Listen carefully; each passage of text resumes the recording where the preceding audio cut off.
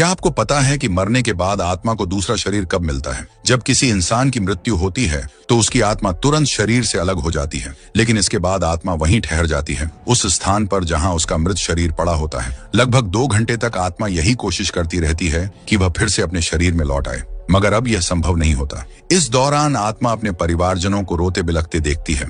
अपने प्रियजनों के दुख को देखकर वह और अधिक बेचैन और असहाय महसूस करती है। इसके बाद शुरू होती है प्रेत यात्रा की पहली रात। शास्त्रों के अनुसार आने वाले 13 दिन आत्मा के लिए बेहद महत्वपूर्ण और कठिन होते हैं। यही समय है जब उसे अपने जीवन के कर्मों का फल मिलना शुरू होता है। यदि आत्मा ने जीवन में पाप किए हों तो उसे भयंकर यातनाएं सहनी पड़ती हैं। कभी अग्नि की धधकती नदी पार करनी होती है, कभी डरावनी आवाजें सुनाई देती हैं और कई बार उसे अपने ही निर्जीव शरीर को देखना पड़ता है। ये 13 दिन आत्मा के लिए अत्यंत पीड़ादायक होते हैं। वह भूख प्यास से तड़पती रहती है और हर क्षण अपने कर्मों का हिसाब देती है। लेकिन अगर आत्मा ने अपने जीवन में पुण्य कर्म किए हों तो स्थिति बिल्कुल भिन्न होती है। तब यमदूत उसे एक दिव्य प्रकाश से भरे लोक की ओर ले जाते हैं। वहां आत्मा को शांति, सुख और संतोष का अनुभव होता है। फिर आता है पुनर्जन्म का समय। जब कोई स्त्री गर्भ धारण करती है और 3रा महीना पूरा होता है, तब उस गर्भ में आत्मा प्रवेश करती है। यहीं से शुरू होता है आत्मा का नया अध्याय, एक नई जिंदगी और एक नई यात्रा।